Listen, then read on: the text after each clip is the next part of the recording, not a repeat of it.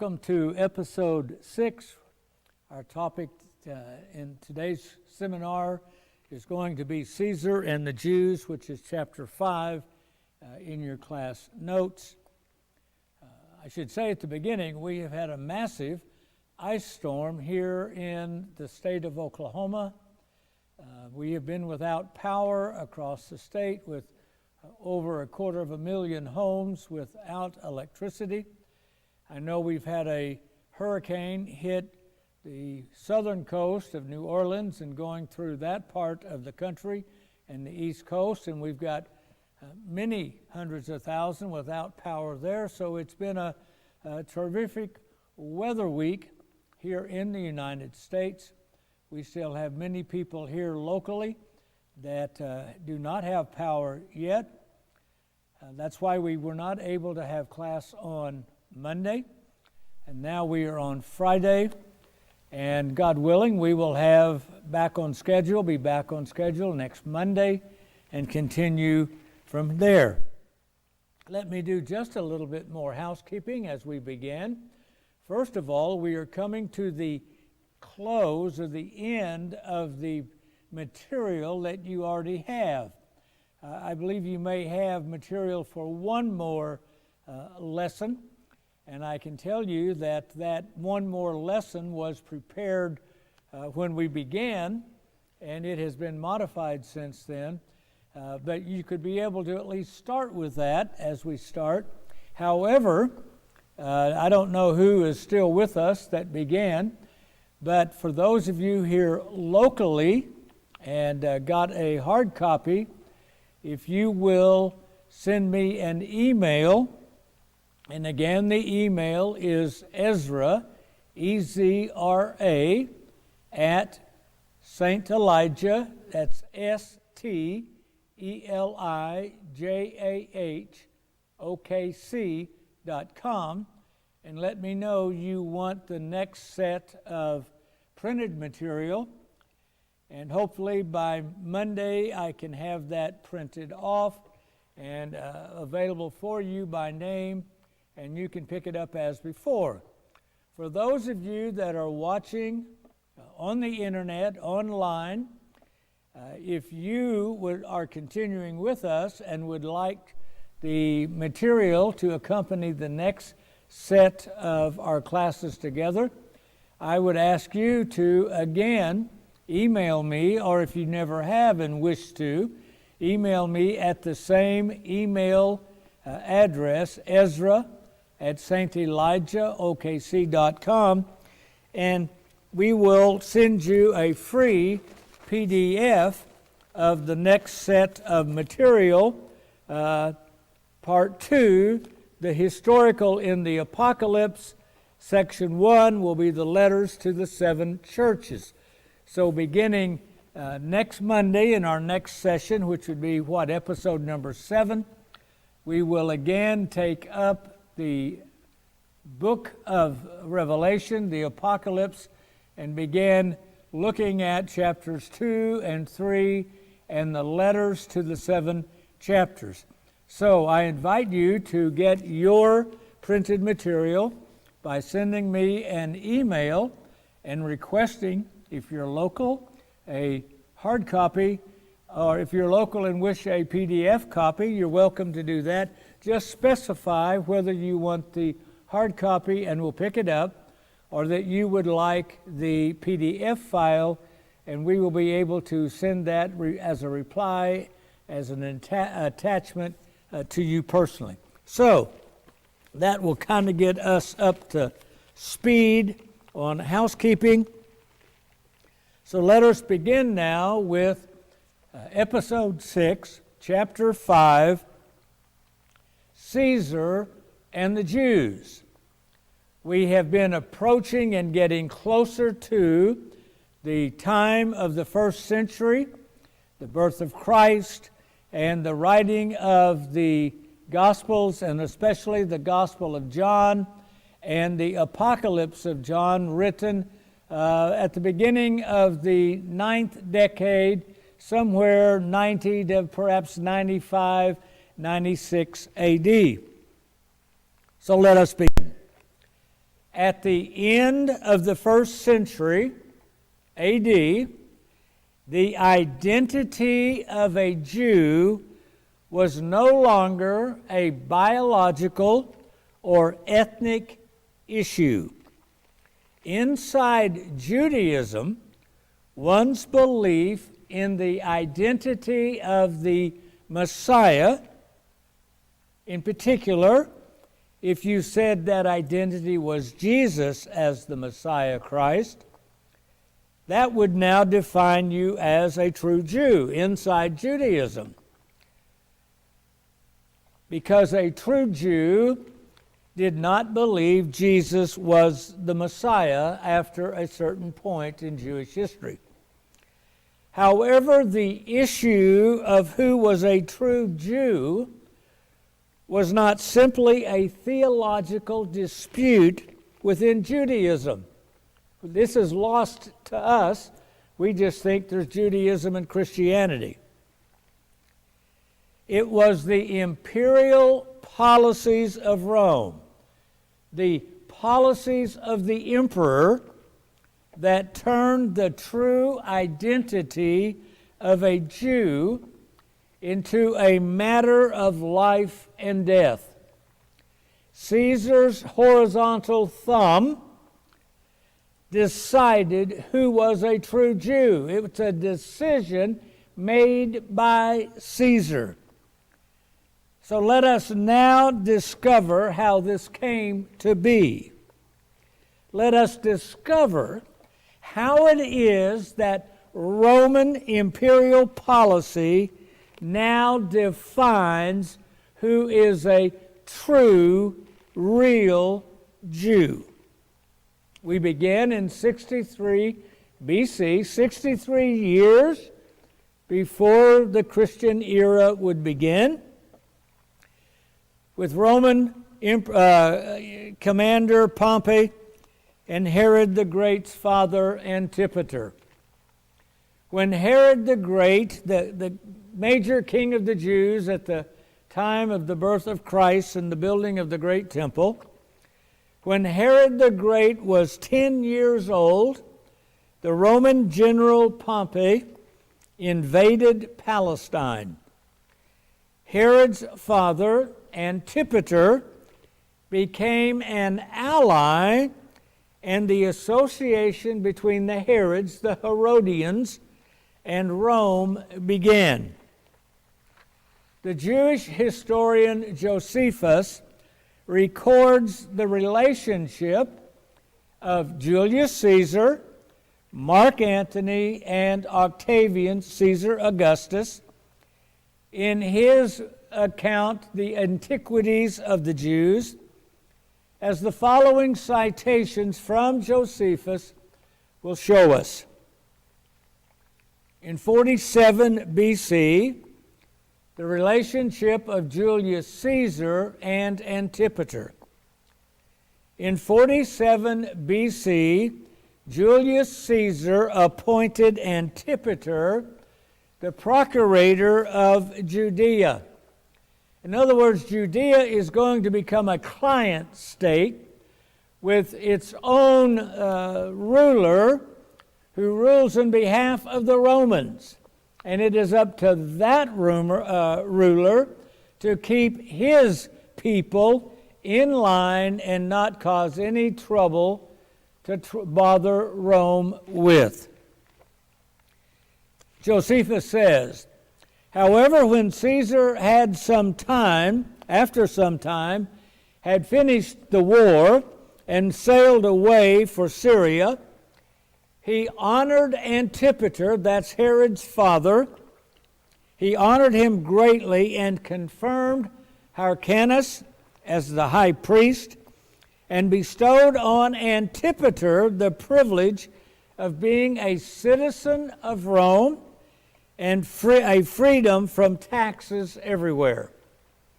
When Antipater had made this speech, Caesar appointed Hyrcanus to be high priest and gave Antipater whatever principality he himself would choose, leaving the determination to himself, So he, Antipater, made the choice of procurator of Judea, and Caesar made him the procurator of Judea. Antipater then named two of his sons, Phasaelus and Herod, as governors in Judea. Now, when Caesar had settled the affairs of Syria, again I'm quoting Josephus, he sailed away, and as soon as Antipater had conducted Caesar out of Syria, Antipater returned to Judea, and seeing that Hyrcanus was of slow and slothful temper, he made Phasaelus, I don't know how to pronounce the name, his eldest son to be the governor of Jerusalem and of the places that were about it, but now committed Galilee to Herod, his next son, who was then a very young man, for he was about 25 years of age.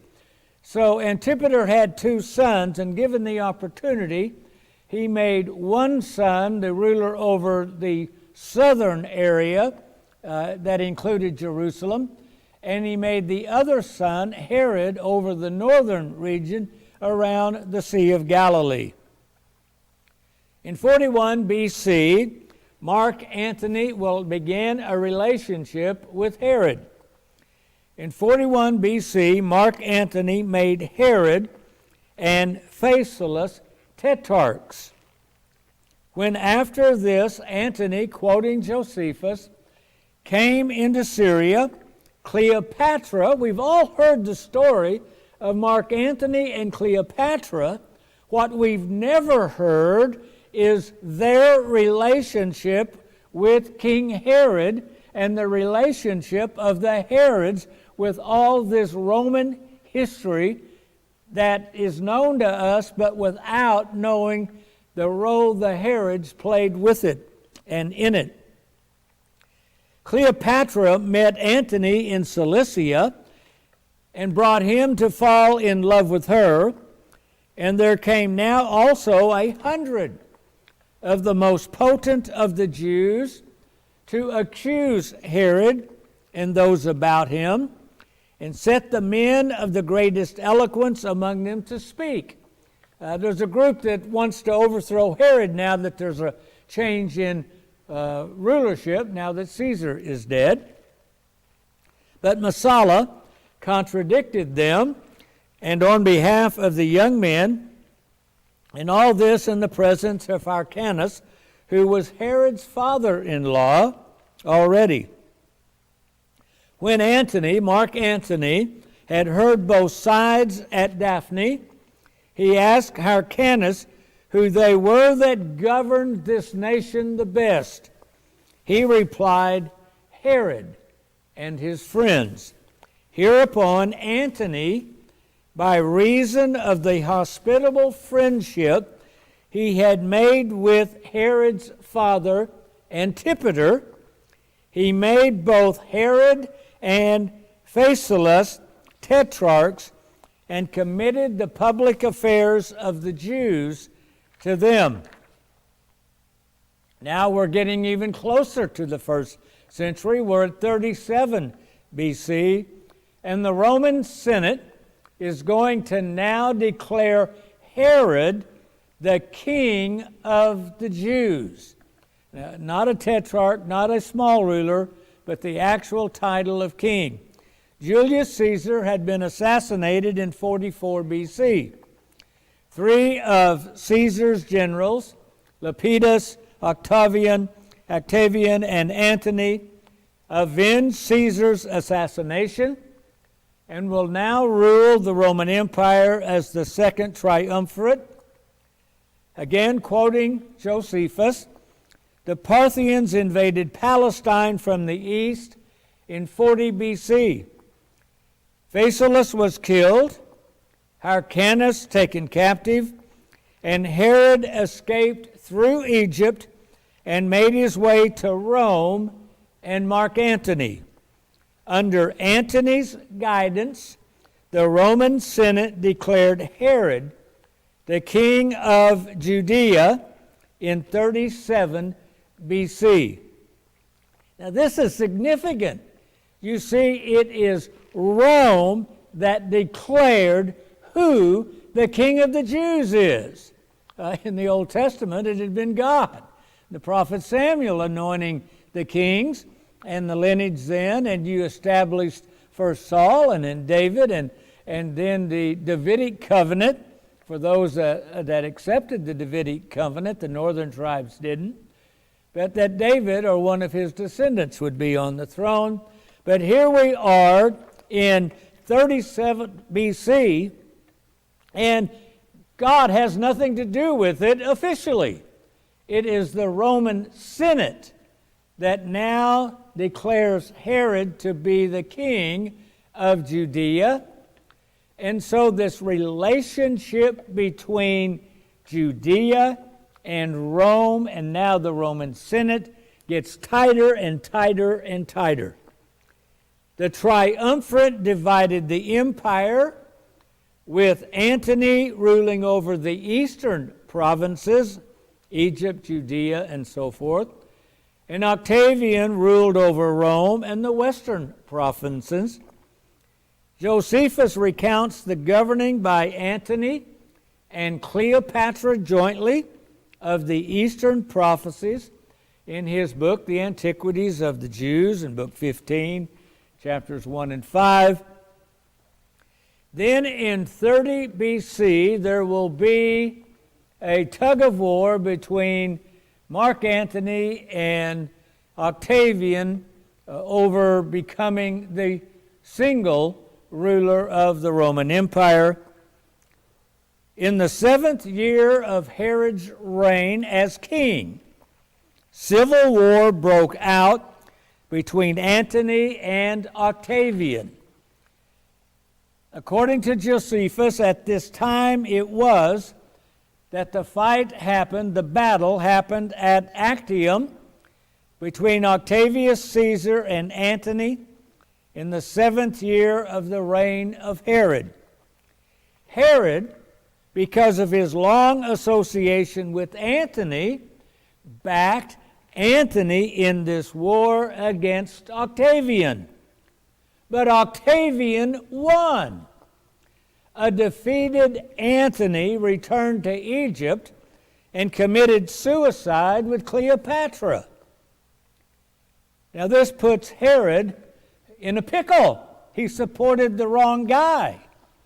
Josephus says Herod's other affairs were now very prosperous, and he was not to be easily assaulted on any side.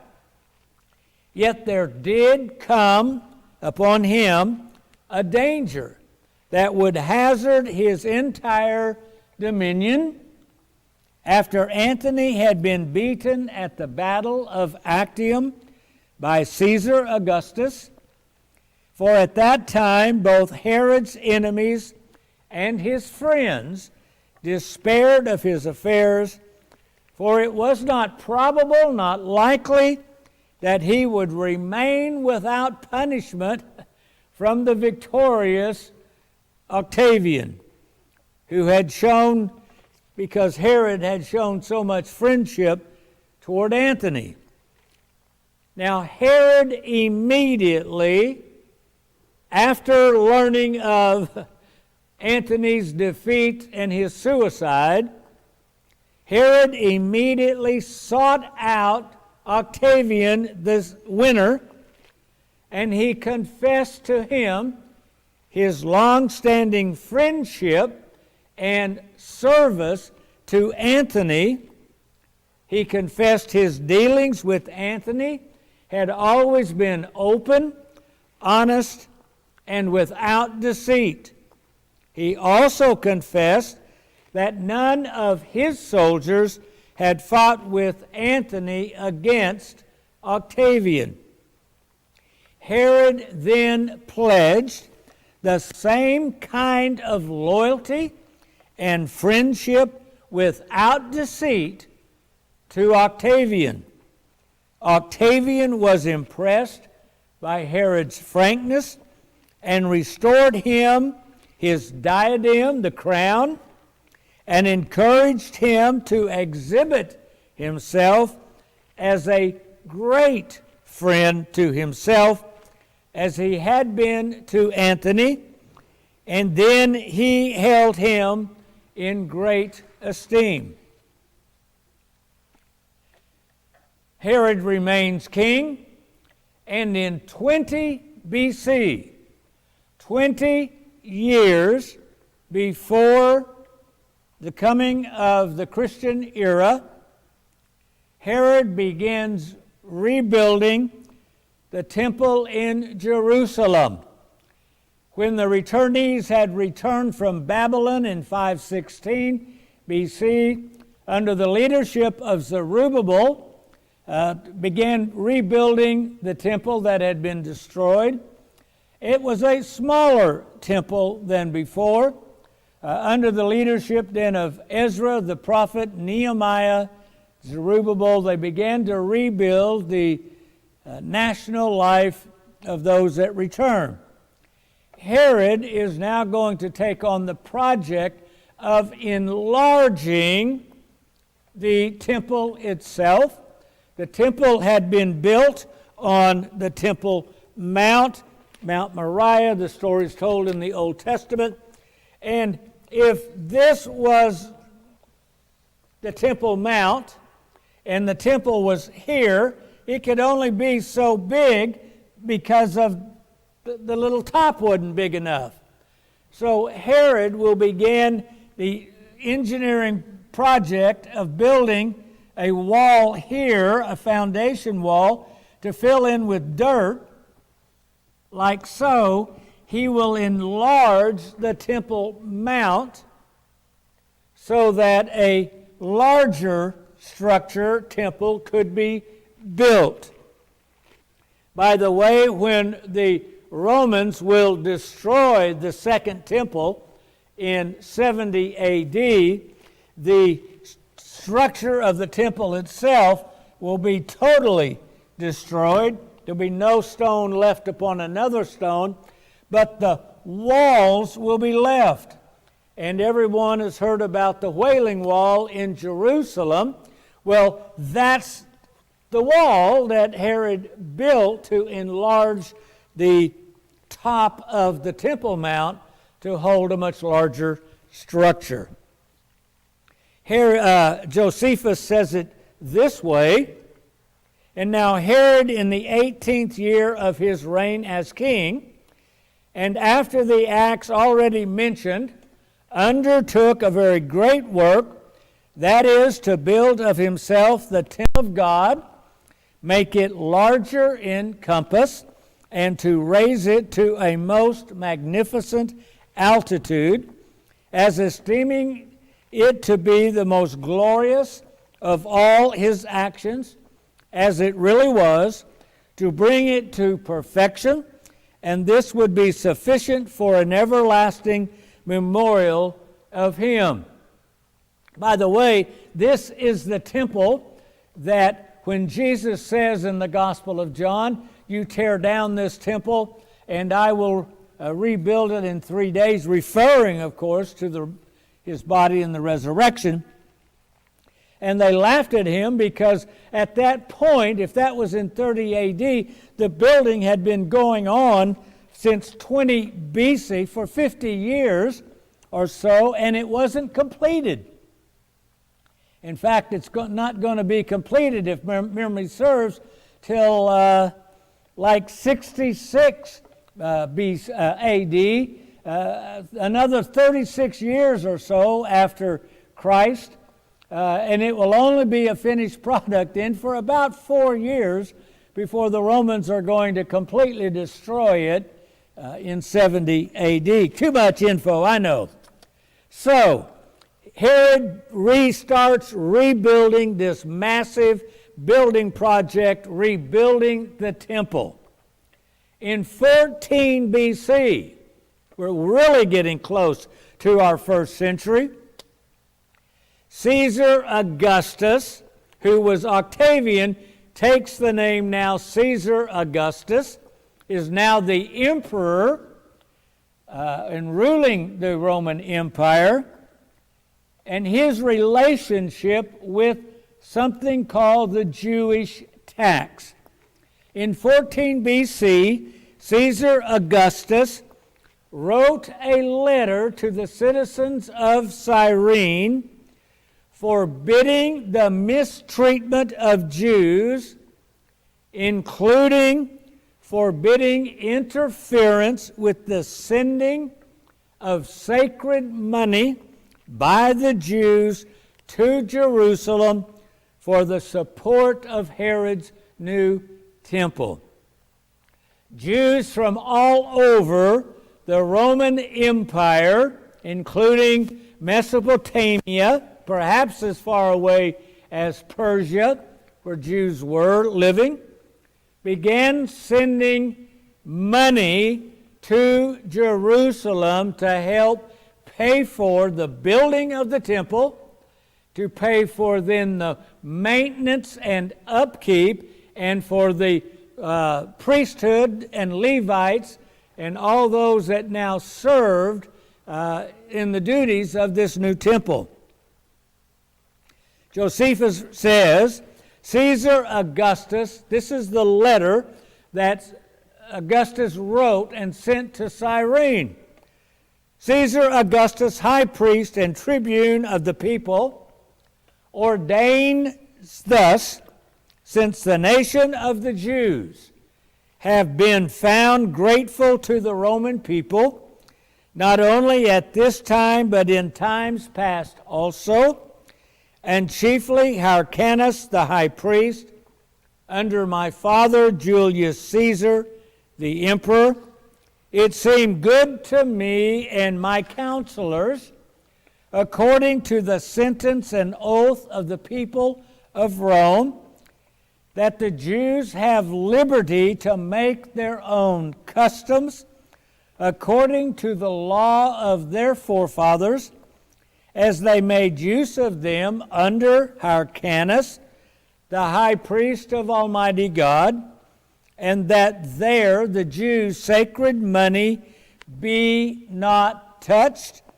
but be sent to Jerusalem, and that it may be committed to the care of the receivers at Jerusalem, and that they be not obliged, the Jews in whatever city, to go before any judge on the Sabbath day, nor on the day of preparation to it after the 9th hour.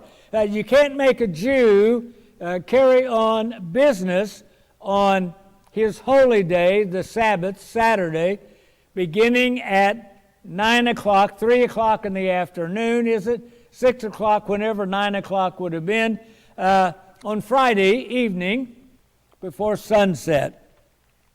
But if anyone is caught stealing the Jews' holy books or their sacred money, and whether it be out of the synagogue they steal it, or a public school, he shall be deemed a sacrilegious person, and his goods shall be brought into the public treasury of the Romans. An offender is going to be found guilty and have all of his property confiscated. The granting of religious freedom to the Jews by the Romans began during the reign of Julius Caesar, and it continued from 47 BC up till now, 14 AD, where the next Caesar, now building on that the policy of the emperor, continues the imperial policy. It is now Caesar Augustus affirming their religious freedom, including the collecting and sending of a temple tax, their sacred money to Jerusalem for the support of the temple. There will be an edict by Caesar Augustus that also authorized the collection of the Jews to collect the temple tax all the way across the Roman Empire and sent to the temple. Okay, we're building the relationship of how the Jews' national life, not just in Judea, but their national identity, if you will, as an ethnic nation scattered throughout the Roman Empire, how that Jewish identity and freedom is being established and honored by the emperors. We come now to 41 AD. This is in the first century. We are talking 41 AD. This will be after the death, crucifixion, resurrection of Jesus Christ in 30 AD. Claudius is now the Roman emperor. 41 AD, Claudius became the emperor of Rome and ruled from 41 to 54 AD. These were crucial years in defining the relationship between imperial Rome and the synagogue, and in defining the relationship in Judaism between the synagogue and the church. You got it? Rome and the Jews, and inside Judaism, the synagogue and the church.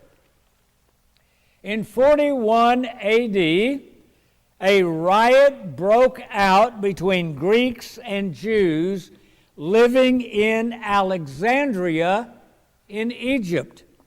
Both groups sent ambassadors to Rome to appeal to Claudius. In response, Claudius wrote a letter to the city of Alexandria that contained his response to a variety of gifts and offers that was made by the Alexandrians, obviously seeking to gain imperial favor, all of which the gifts Claudius accepted, except for the offer by the Alexandrians to create an imperial cult with a high priest for him. The reason for his refusal was being the Roman sensibilities, again, quoting Josephus from the letter that the emperor wrote to Alexandria. But this is Claudius speaking, I deprecate the appointment of a high priest to me and the building of temples, for I do not wish to be offensive to my contemporaries. And my opinion is that temples and such forms of honor have by all ages been granted as a prerogative to the gods alone. We've already dealt with the creation of emperor worship under Caesar Augustus, and that was done in the eastern end of the Roman Empire because the Romans and their sensibilities did not at first embrace the idea of worshiping a living emperor. So Claudius is bearing evidence of that sensibility existing in Rome, while at the same time providing us evidence that the worship of the emperor, the living emperor, was being carried out on the eastern end of the Roman Empire, in Egypt, in Palestine, in Turkey, in the Turkey where the 7 churches of Asia are that we're about to get to next week. His decree that he gave at this point also included the following passage regarding the Jews. Again, quoting the decree from Josephus. As for the question, which party was responsible for the riots and feud, or rather, if truth be told, the war between the Jews, although in confrontation with their opponents, your ambassadors, and particularly Dionysius, the son of Theon, contended with great zeal. By the way, your ambassadors made a very good case for you. Nevertheless, I was unwilling to make a strict inquiry, though guarding within me a store, notice this, a store of immutable indignation against whichever party renews the conflict. I'm not really going to investigate which one of you groups started it, but let me tell you, I will have immutable indignation if any one of you starts it up again. And I tell you once and for all that unless you put a stop to this ruinous and obstinate enmity against each other, I shall be driven to show what a benevolent prince can be when turned to righteous indignation. Don't make me have to deal with you. Wherefore, once again, I conjure you that on one hand, the Alexandrians show themselves forbearing and kindly towards the Jews, who for many years have dwelt in the same city, and dishonor none. You Alexandrians, do not dishonor their rites observed by them in the worship of their God, but allow them to observe their customs as in the time of the deified Augustus, which customs I also, after hearing both sides, have sanctioned.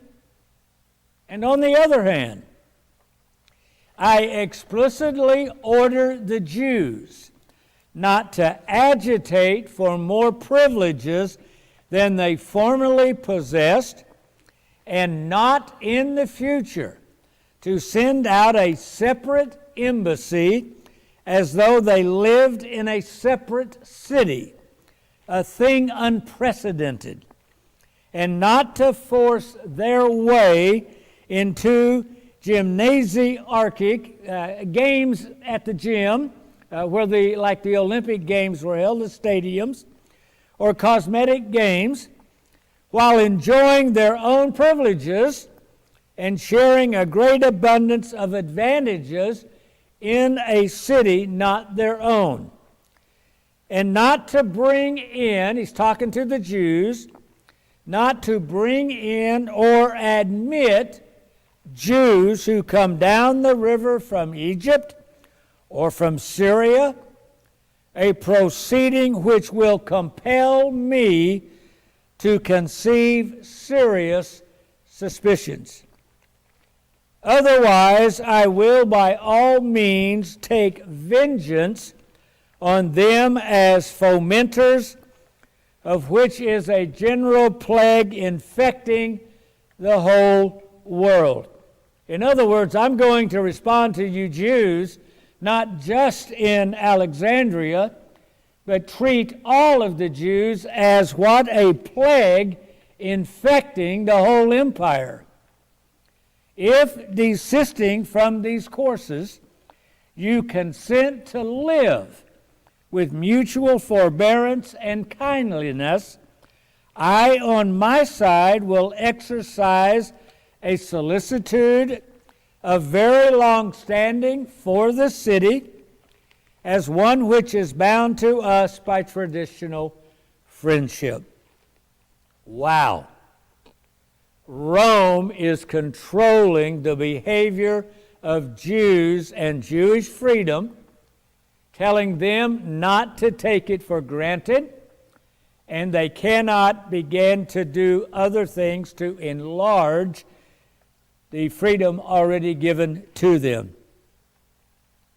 Claudius affirmed the religious freedom of the Jews, but made this freedom contingent upon not creating a separate Jewish city within the city of Alexandria, and to not enlarge the Jewish population in Alexandria by importing Jews in Egypt from up the river or from Syria, Palestine. Implied was the mutual separation of Jews and non-Jews. That is the restriction against making converts to Judaism. That was just taken for granted, that separation. The exclusion of Jews and non-Jews being understood at this time. The Jews could not increase their percentage of the population by an influx of Jews from other regions or by making converts. They could not enlarge themselves except by their birth rate. According to Josephus, in response to the riots in Alexandria, in addition to the letter to Alexandria cited above, we just looked at it, Claudius also sent an edict at the request of King Agrippa and King Herod, both to Alexandria and to Syria, whose contents are as follows. So here is a second letter, a decree by Claudius to a different city being sent to Alexandria, whose contents are, Tiberius Claudius Caesar Augustus Germanicus, full title, High Priest and Tribune of the people, ordains that since I am assured that the Jews of Alexandria, called Alexandrians, have been joint inhabitants in the earliest times with the Alexandrians, and have obtained from their kings equal privileges with them, as is evident by the public records that are in their possession, and the edicts themselves, and that after Alexandria had been subjected to our empire by Augustus, their rights and privileges, the Jews' rights and privileges, have been preserved by those presidents who have at divers times been sent thither, and that no dispute has been raised about those rights and privileges that Augustus willingly gave, that all men should be so subject, first of all, to the Romans, as to continue in the observation of their own customs, and not be forced to transgress the ancient rules of their own country's religion. But recently, in the time of Caius, the Alexandrians became insolent towards the Jews that were among them, which Caius, out of his great madness and want of understanding, reduced the nation of the Jews very low, because they would not transgress the religious worship of their country, and call him, Caius, a god. I will, therefore, that the nation of the Jews be not deprived of their rights and privileges on account of the madness of Caius, but that those rights and privileges which they formerly enjoyed be preserved to them, and that they may continue in their own customs. And I charge both parties to take very great care that no troubles may arise after the promulgation of this edict. The edict is being sent in behalf of the Jewish nation. The word nation doesn't mean a country like we would use it today. Nation is the Greek word ethnicity, and so it's the Jewish people. Wherever the Jews are inside the Roman Empire, that's the Jewish nation. We're used to using that word nation the same way. For example, people that are fans of a certain college football program would be part of the Cowboy Nation or the Sooner Nation or the whatever nation you call the group that you happen to support, part of a nation, which doesn't mean there's an actual territory other than a central location where the team is located. So there was a central location of Judea, but the people, or the Jewish people, are scattered everywhere. Again, according to Josephus, based on his action in Alexandria on behalf of the Jews and his written edict to the Jews in Syria and Judea, where he sent the one we just read, Claudius then is now going to issue an empire-wide edict. It said, "And such were the contents of this edict on behalf of the Jews that was sent to Alexandria, but the edict that was sent into other parts of the inhabitable earth was this which follows. Tiberius Claudius Caesar Augustus Germanicus, high priest, tribune of the people, chosen consul the second time, ordains this, upon the petition of King Agrippa and King Herod, who are persons very dear to me, that I would grant the same rights and privileges should be preserved to the Jews, which are in all the Roman Empire, which I have granted to those of Alexandria. I very willingly comply therewith, and this grant I make not only for the sake of the petitioners, Herod and Agrippa, but as judging those Jews for whom I have been petitioned worthy of such a favor on account, notice, on account of their fidelity and friendship to the Romans, their faithfulness to the Romans. I think it also very just that no Grecian, no Greek city, not just in the land of Greece, the Greek islands, Turkey, the whole western edge was Greek, that no Grecian city should be deprived of such rights and privileges. You got Jews scattered in Turkey, this applies to them, since they were preserved these rights to them under the great Augustus. It will therefore be fit to permit the Jews who are in all the world under us to keep their ancient customs without being hindered so to do, and I do charge them also to use this, my kindness, to them with moderation, and not to show a contempt of the superstitious observances of other nations, other ethnicities, but to keep their own laws only.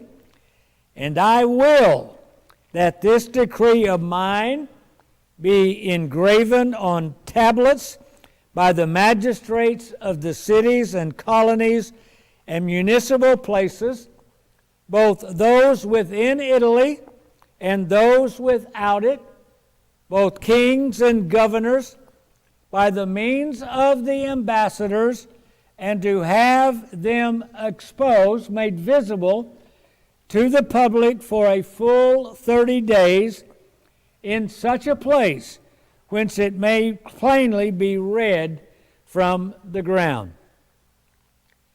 Now Claudius also issued this empire-wide edict concerning the Jews based on a prior edict by Caesar Augustus. He says what the great Augustus did. It will therefore, Josephus quoting him, it will therefore be fit to permit the Jews who are in the entire world under us to keep their ancient customs without being hindered to do so. And I do charge them also to use this my kindness with moderation, and not to show contempt of the superstitious, what the Jews would call superstitious observance of others. Claudius made Jewish freedom freedom of religion throughout the Roman Empire conditional. They could not create cities within cities in the Roman Empire. They could not migrate to a few cities and become a majority there. They could not protest public games and other activities sanctioned by Rome. They could not denigrate any other religion that was legally recognized within the empire. In other words, they could not use their freedom to practice their religion as a freedom to replace, supplant, or make converts from other religions within the empire. They could not proselytize. The Jews knew the threat of the Roman power was no idle threat. Claudius reigned from 41 to 54 A.D. During his reign, he made good his threat for the Jews to live peacefully within the Roman Empire. He threatened them, "Don't take my kindness for granted." According to Roman historian Suetonius, since the Jews were continually making disturbances at the instigation of Chrestus, Emperor Claudius expelled them from Rome. Mention was made of this expulsion of the Jews from Rome in the book of Acts in the Christian New Testament. Quote, "A certain Jew named Aquila, a native of Pontus, having recently come from Italy with his wife Priscilla, because Claudius had commanded all the Jews to leave Rome." I want you to see, those of you who have said, "What's all this history about?" that the history we're talking about intersects with the daily lives of Jews and Christians in the first century. It is this history, this living cultural identity within which they are living and having to make decisions, not only theologically, religiously, between whether or not the synagogue or the church is the true Israel, but they're having to deal with the larger non-Jewish population as well. You see, in what we just read, the point is not whether Christus refers to Christ. The point is the expelling from Rome of the Jews for not living peacefully within the Roman Empire. That would have happened sometime before 54 A.D. That's 40 years before the time of John writing his gospel and the apocalypse. That's how close we are. The message was patently clear to the Jewish people. Act within the boundaries of behavior acceptable to Rome, or you will forfeit your homes, your livelihood, and perhaps your life. The policies of Rome toward the Jews directly shaped the Jewish policies toward Christian Jews and then Gentile Christians. If you can't make converts and you've got a Jewish Messianic sect doing exactly that through the activities of the Apostle Paul, Silas, Barnabas, etc., it's obvious there's going to be a problem with Rome, And if there's a problem with Rome, there's going to be a problem between Rome and the synagogue, the Jews. Included in their permission to keep their ancient customs was the Jewish right to levy their temple tax and send this money to Jerusalem, remember? However, the religious freedom of the Jews was also now contingent upon not showing contempt of the superstitious observances of other ethnicities, but to keep their own laws only. Don't make converts. Something happens then in 70 A.D. Festering Jewish nationalism erupted in 66 A.D. I tell you what, why don't we just stop at this moment? It's about a good stopping point for us. Let's just take a break. We'll come back in a few minutes and finish up today's topic together. Thanks.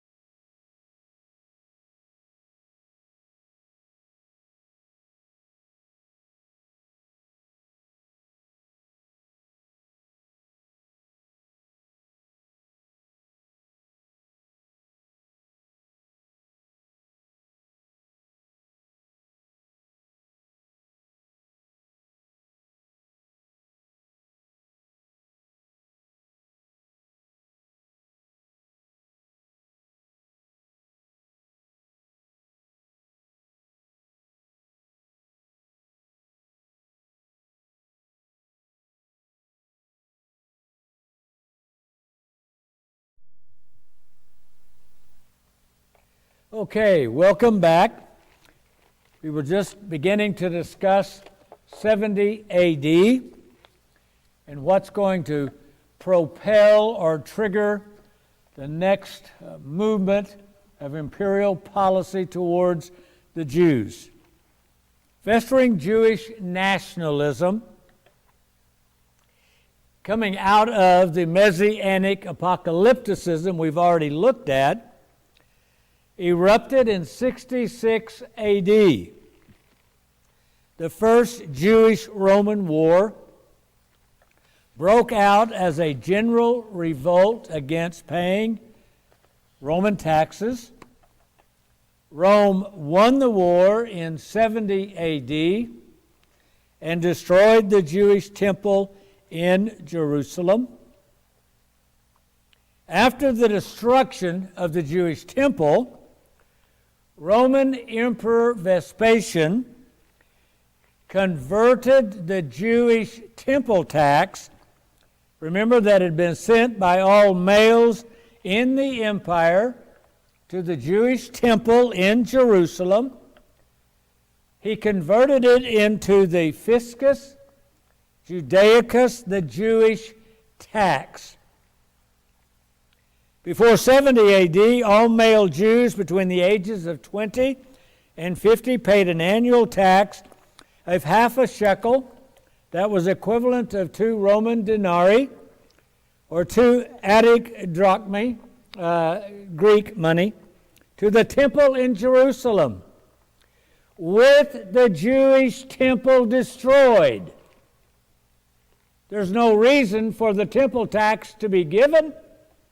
But now Vespasian, using funds previously sent to Jerusalem, the temple tax became the fiscus Judaicus, with the funds diverted to Rome for the rebuilding of the temple of Jupiter Capitolinus that had burnt down in 69 A.D. He, Vespasian, also laid a tribute upon the Jews wheresoever they were, and enjoined on every one of them to bring 2 drachmae every year into the capital, as they used to pay the same to the temple at Jerusalem. Citing again Josephus. Vespasian confiscated the idea and the practice of the Jewish temple tax. The tax would still be collected in all the synagogues across the Roman Empire, but absent a temple in Jerusalem, the temple tax would now be sent to finance a temple in Rome, a pagan temple in Rome. The creation of the fiscus Judaicus changed 3 things. First, enjoined on every one of them could now include women and children among the Jews, and thus would enlarge the number of people required to pay the tax. Remember, the emperor needed money. The government needs money. You raise taxes to get the money. Secondly, Jewish taxes now financed pagan temples. Thirdly, the membership rolls of every synagogue now served as governmental tax rolls for the paying of the Jewish tax to Rome. Now we're at 80 A.D. Domitian became the emperor of Rome and ruled until 96 A.D. Became emperor in 80, will rule for 16 years. The 16 years in which the Gospel of John will be written and the Apocalypse will be written. The Gospel of John and Apocalypse were written.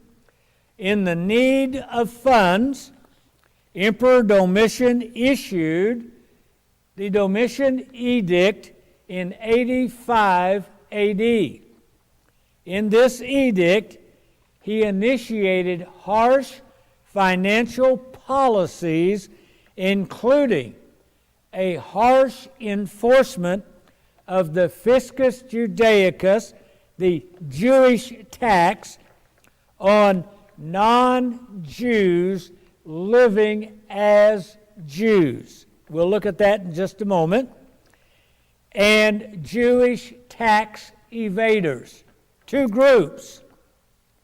The Roman historian Suetonius wrote, reduced to financial straits by the cost of his buildings and shows, as well as by the additions which he had made to the pay of the soldiers. He gave the army a pay raise.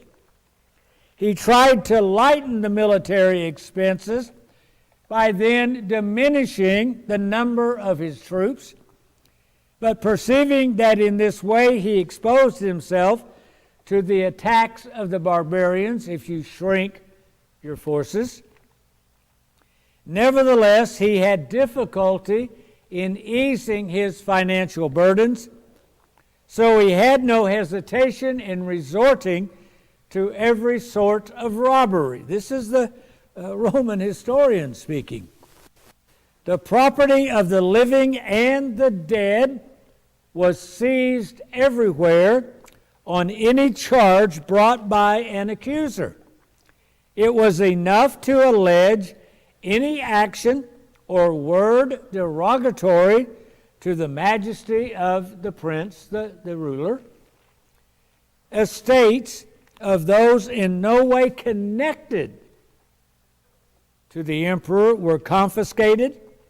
if but one man came forward to declare that he had heard from the deceased during their lifetime, the deceased's lifetime, that Caesar was his heir, besides other taxes, that on the Jews were levied with the utmost rigor, and those were, here's, in addition to confiscating land, he now is going to deal rigorously with the Jews that are persecuted on two fronts, who without publicly acknowledged their faith, yet lived as Jews. Those who are not Jews living as if they are Jews. Publicly acknowledging your faith as a Jew is a way of saying being circumcised. A Jewish male, was identifiable by having been circumcised. The Romans in particular, as well as almost all non-Jewish peoples, saw circumcision as a mutilation of a man, and they were radically opposed to it as some sort of barbaric custom of this weird group of people, the Jews.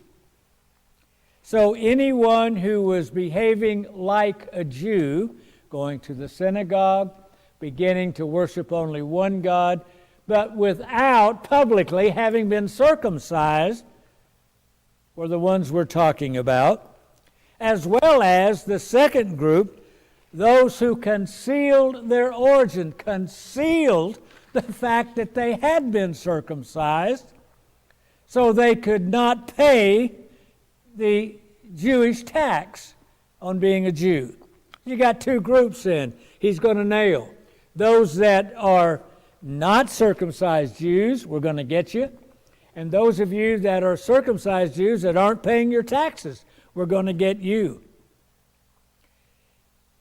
Suetonius continues, I recall being present in my youth when the person of a man 90 years old was examined before the procurator. This would have been a public hearing, a public court, before the procurator in a very crowded court to see whether or not he was circumcised. They stripped a 90-year-old man to make sure whether he had been circumcised or not publicly. Using the Fiscus Judaicus, Domitian persecuted two groups: those who led a Jewish life without publicly acknowledging this, without being circumcised, and those who concealed their origin, being circumcised, and did not pay the tribute levied upon them. This first group, those who look like a Jew, live like a Jew, but not publicly a Jew, not circumcised, included the God-fearers and Gentile converts to Christian Judaism. The second group was ethnic Jews who evaded paying the tax on Jews by no longer being practicing Jews. Domitian made the issue of Jewish identity a Roman issue. Non-Jews who acted like Jews, he punished because they were not ethnically circumcised Jews. Ethnic Jews who sought to evade paying the Fiscus Judaicus on the grounds they no longer were practicing Jews, he punished as Jewish tax evaders. For Imperial Rome, a Jew was a circumcised male. Imperial Rome imposed its definition of who was a Jew upon Judaism. As far as Rome was concerned, neither the synagogue nor the church had the authority to determine who was and was not a Jew. Only Rome could do that. Gentile converts to Christianity were not Jews according to Rome, and therefore were guilty.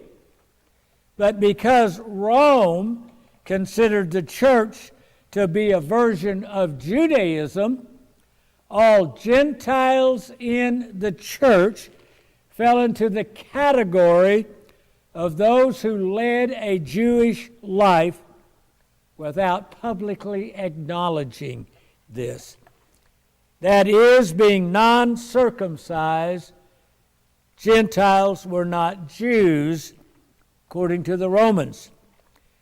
And therefore, because you're not a Jew, a Christian Jew. You can't be a Christian Jew because you can't be a Jew without being circumcised. You can't be a Gentile Jew, that's contradictory. And you can't be a Christian. You can be a Christian Jew, but you can't be a Gentile Christian. You got it. Circumcised Christians, real Jews, according to Rome, were guilty of broken the Roman edicts forbidding the making of converts by Jews. Anyone accused of being in either category, I'm making converts of Gentiles, I'm guilty, or I am a Gentile without circumcision, was subject to punishment.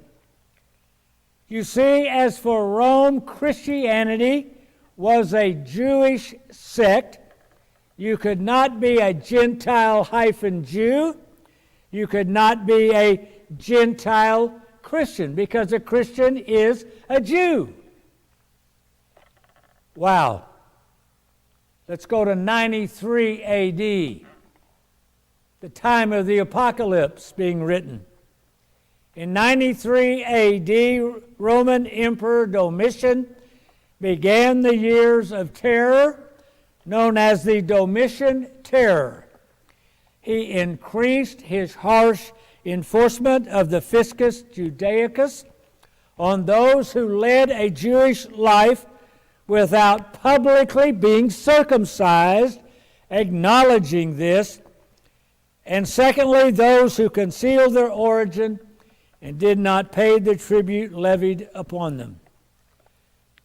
This first category encompassed what the Romans saw as atheism. From the Roman point of view, the claim of worshiping only one deity amounted to atheism because it denied the validity of worship being given to other deities. The Jews were permitted this exclusivity provided they did not slander the worship of other deities nor seek to attract non-Jews to worship only one deity as well.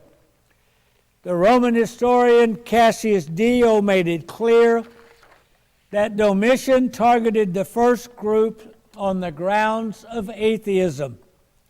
He said, at the same year, Domitian slew, among the many others, Flavius Clemens, the consul, although he was a cousin, and had to wife Flavia Domitilla, who was also a relative of the emperor.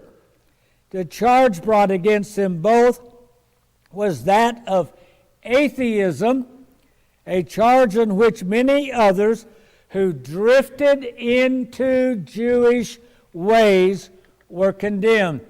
Those who drifted, Gentiles who drifted into Christian Judaism, were condemned. Some of these were put to death, and the rest were at least deprived of their property. Because of his desperate need for revenue, for money, Domitian used informers to bring accusation against anyone suspected of being associated with the Fiscus Judaicus. The courts used two tests to establish guilt or innocence at this time. For those accused of atheism, that is, non-Jews living like Jews, the sacrifice test was used first. Those persons who were accused of being Christians but denied this accusation or claimed they ceased to be Christians in the past were subjected to a sacrifice test. They had to worship the image, the statue of the emperor at this time when this history was written, Trajan, and the statues of the gods, and had to curse Christ in order to prove they were loyal to the empire and did not reject polytheism and idolatry, including did not reject the imperial cult.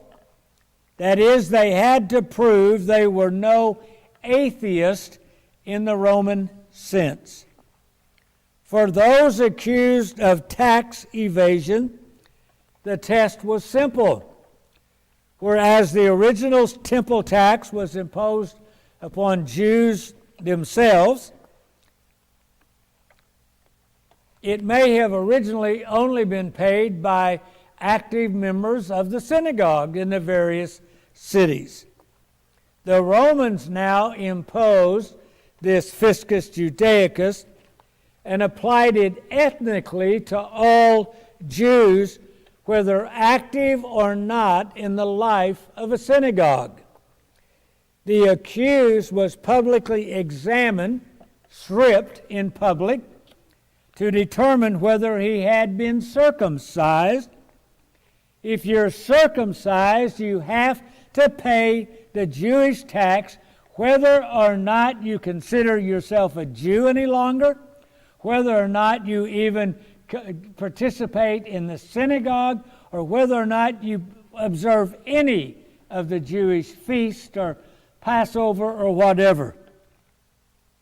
As far as Rome was concerned, only an ethnic Jew who had been circumcised was a Jew. And a Jew was required to pay the fiscus judaicus. Likewise for Rome, any non-Jew who embraced Jewish lifestyles, even a Jewish Messiah, Christ, or beliefs, was an atheist. The Roman distinction was clear. The crime of tax evasion applied to circumcised Jews. The crime of atheism applied to uncircumcised Gentile converts. Tax evasion was punishable by property confiscation. Atheism was punishable by property confiscation and execution. Once again, it was imperial Rome that defined who was and was not a Jew. Rome declared that only ethnic Jews that had been circumcised were Jews.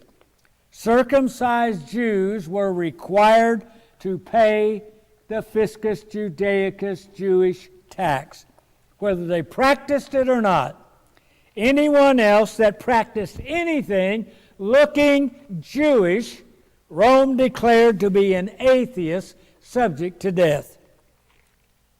Well, that brings us now to 93 A.D., in the midst of the Domitian terror and the apocalypse.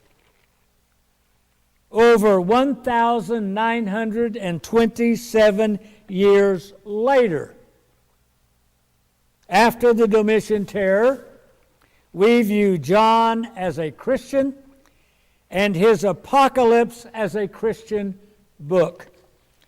The Emperor Domitian saw John as a Jew, as did John himself. Paula Fredrickson's remarks regarding Paul apply as well equally to John.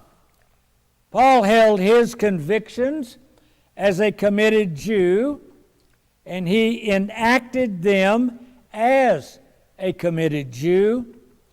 Paul lived his life entirely within his native Judaism. In other words, there was a time when Christianity was still Jewish. Inside Judaism, Jews did not convert so much as make a lateral move within Judaism, similar to a move being made from being a Sadducee to being a Pharisee, the same kind of move that Josephus had made. A Jew who became a Christian was a Jew becoming a Christian Jew, as opposed to maybe a Sadducee Jew. It was a lateral move inside Judaism. First century Judaism had many voices, including those rampant end-time expectations that included for some the apocalyptic prophetic fulfillment of the ingathering of Gentiles as Gentiles within Judaism. If you let the Gentiles in and circumcised them, you made them Jews. But if the Gentiles as Gentiles were to come into Judaism, and that itself was a symbol of being in the end times, then you see why keeping Gentiles as Gentiles to a Messianic sect became critical. There was a time, now invisible to us, when the apocalyptic expectation of a Messiah Christ and the inclusion of Gentiles as Gentiles within Judaism were legitimate variations inside Judaism. There was within Christian Judaism a pro-circumcision policy. Inside Judaism, inside the Christian group, there was a pro-circumcision policy. Christian Jews, known as Judaizers, because they wanted to make Jews out of Gentile converts by circumcising them. Most of the documents that Paul wrote have to deal with these issues of this issue over circumcision and these circumcising groups coming in wanting to make converts into Jews rather than letting them remain Gentiles. Against this idea, however, stood centuries of prophetic traditions. In the end, as Isaiah had foreseen, the Gentiles were to join with Israel, but they would not join Israel. Their place in the kingdom was to be as Gentiles, now free from their attachment to idol worship. Gentiles as Gentiles were part of Jewish end-time expectations. This expectation expressed in Isaiah is quoted by St. Paul in his letter to the Romans. There shall be a root of Jesse, and he who shall rise to reign over the Gentiles, in him the Gentiles shall hope. Gentile end-time inclusion did not mean an end-time conversion. A policy of circumcision, of turning these Gentiles into Jews, would undermine the very same positive sign of the times that they themselves, the Gentiles, embodied. However, first century Judaism never had the luxury of working out these eschatological expectations within itself. Roman imperial policy forced a definition of Judaism upon Judaism that excluded the possibility of the inclusion of Gentiles as Gentiles within Judaism. It was Rome that forced a division within Judaism between the many sects within Judaism and any Judaism that included a Gentile mission. You could be Jewish and part of any one of these sects, but you can't be part of that sect that is pro-Gentile as Gentile inclusion because Rome says so. We have to exclude you. After Domitian, Judaism developed into Jewish rabbinic Judaism.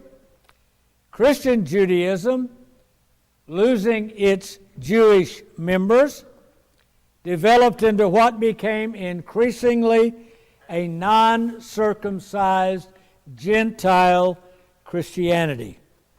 It was Rome that created the division between Judaism and Christian Judaism. It is no exaggeration to say that from the time Caesar Augustus founded the Roman Empire in 27 BC until Constantine became emperor in 306 AD, and then until the empire ended in 1453, that it was always imperial Rome that defined and enforced its definitions upon Judaism and Christian Judaism. The content of both Judaism and Christianity did not originate from Rome, but from the faith of ancient Israel and the resurrection of Jesus Christ.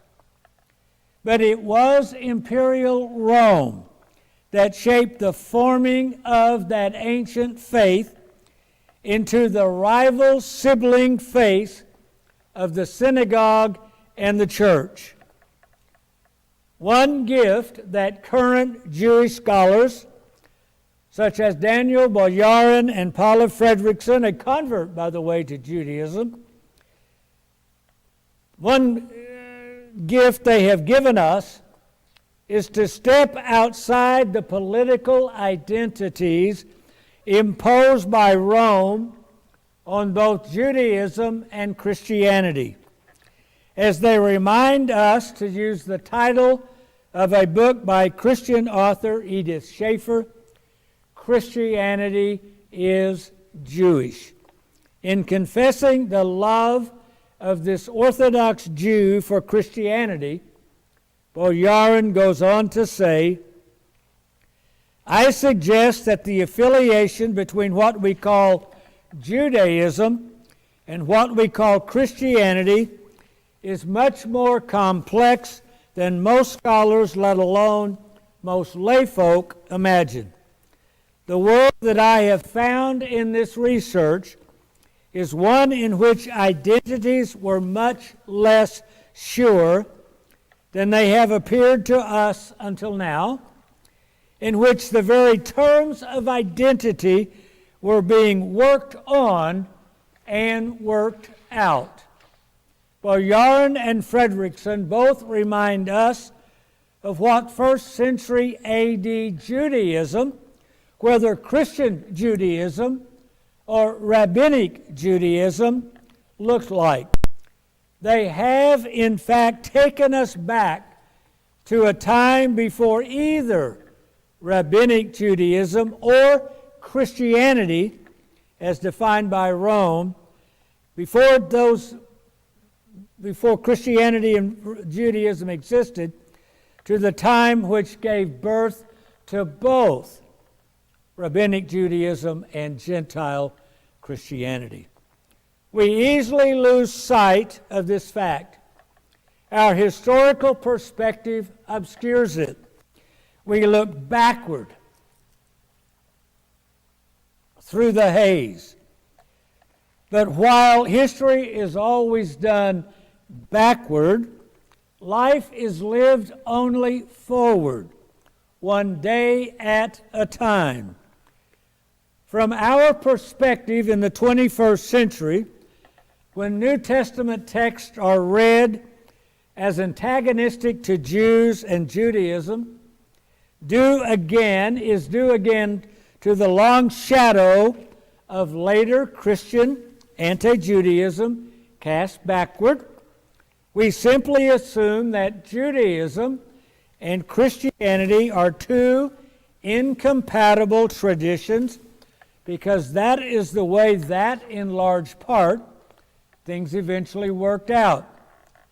First century Judaism, in all its flavors, including Christian Judaism, lived and breathed the imminent eschatological end of time. I should say maybe lived and breathed the air of eschatological end of time. Let us not read backwards. Christianity is not only Jewish.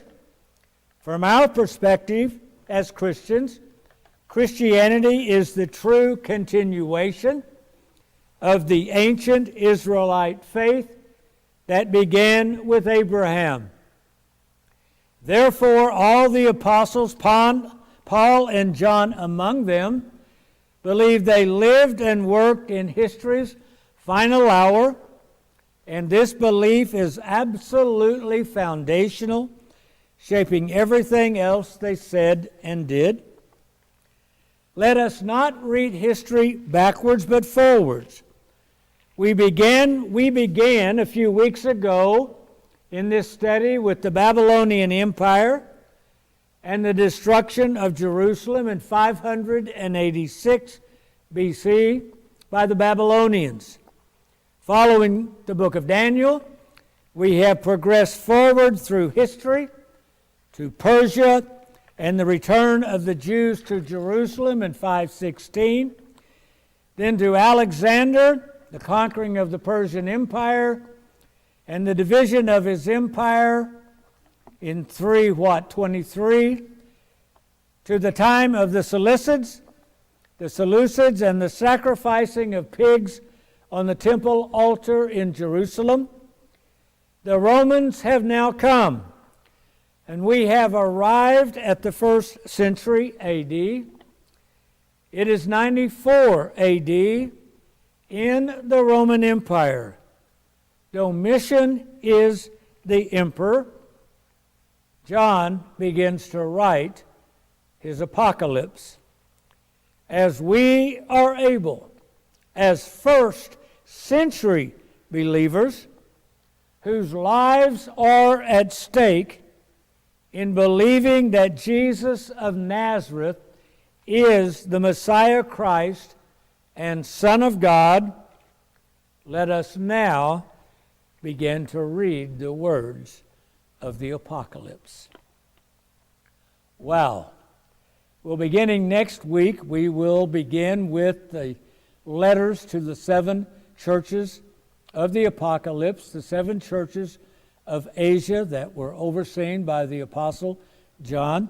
Again, let me remind you that if you're wanting to follow along with the manual that's got the footnotes and the quotations and all of the citations as well as the illustrations that will be coming, please send me an email to Ezra at stelijahokc.com and request a PDF file of the next portion of the manual. And if you are local, please send me an email telling me that you would like a hard copy, and we will begin getting those printed here that you may come personally and pick it up as the church. Well, God bless you. If you're dealing with the storm, we pray for a quick recovery for you, God's protection from all of us in the midst of the COVID pandemic. God willing, we'll see each other for our next class, which we hope to tape next Monday. Thank you, and we'll see you next session. Goodbye.